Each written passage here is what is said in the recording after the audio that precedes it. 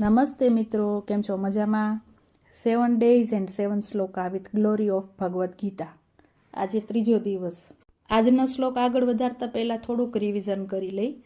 પહેલા દિવસે આપણે શીખ્યા કે આપણે કાર્ય કરવાનું છે.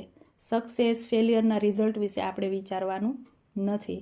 બીજા દિવસે શીખ્યા કે આપણે આપણા મનને આપણો મિત્ર બનાવવાનો છે. મનને વશમાં રાખવાનું છે, જેથી આપણે સફળતા મેળવી શકીએ. આજે આપણે શું શીખવાનું છે કે દુઃખ કે સુખ કાંઈ પરમેનન્ટ નથી.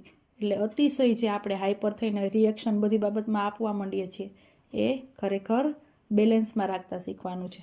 ચાલો જોઈએ આજનો શ્લોક. અધ્યાય 2, શ્લોક 14. માત્રા સ્પર્શાસ્તુ કૌંતેય શીતોષ્ણ સુખ દુઃખદા આગમા પાયિનો નિત્યાસ્તાસ્તિ તિક્ષવ ભારત. આ શ્લોક દ્વારા શ્રી કૃષ્ણ ભગવાન આપણને ખરેખર ખૂબ સરસ સમજાવે છે કે સમાજમાં રહીએ છીએ, પ્રેમ છે, લાગણી છે, એવા બંધનો છે. એટલે આપણે ક્યાંય ને ક્યાંય આપણે અતિશય ક્યારેક સારું બને તો ખૂબ ખુશ થઈ જઈએ છીએ, ક્યારેક ખૂબ દુઃખદ ઘટના બને તો ખૂબ દુઃખી થઈ જઈએ છીએ.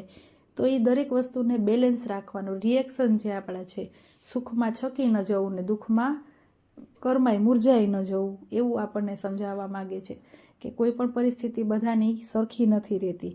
દુઃખ પણ પરમેનન્ટ નથી અને સુખ પણ પરમેનન્ટ નથી. કે છે ને કે સુખમાંય એવું વિચારવાનું અને દુઃખમાં એવું વિચારવાનું કે આ સમય પણ જતો રહેશે. આજના બાળકો માટે ખાસ કે થોડાક ઓછા માર્ક આવે, એકવાર વધારે માર્ક આવ્યા હોય તો ખૂબ જ એકદમ મજા પડી જાય, અને વળી ઓછા માર્ક આવે તો પાછા હતાશ થઈ જાય. તો એમને આપણે શીખવવાનું છે કે બેલેન્સ રાખવાનું, કોઈ વાર વધારે, કોઈ વાર ઓછું. બરાબર? સ્પોર્ટ્સ છે તો સ્પોર્ટ્સમાં ક્યારેક હારીએ, ક્યારેક જીતીએ, તો એ આપણે શીખવવું જોઈએ. તો તેઓ આગળ જીવનની પરીક્ષાઓમાં ખૂબ જ સફળ થઈ શકશે અને બેલેન્સ રાખી શકશે. અને આજના યુવાનો, એમાં દીકરી પણ આવી જાય અને દીકરાઓ પણ આવી જાય, એમને તો કોઈ પણ બાબત પચાવવાની કે સહન કરવાની તો આદત જ નથી. દીકરી હોય તોય ભલે અને દીકરો હોય તોય ભલે. દીકરીને એના પોતાના પ્રશ્ન હોય ને દીકરાઓને એના પોતાના પ્રશ્ન હોય. થોડુંક સહન કરતા શીખો, કારણ કે અપ્સ એન્ડ ડાઉન છે ને એ જીવનનો ક્રમ છે. એને આપણે સાથે સાથે લઈને જ ચાલવું પડશે. અને આપણે એક જ નથી કે જે આવી બધી પરિસ્થિતિમાંથી પસાર થઈ રહ્યા હોય.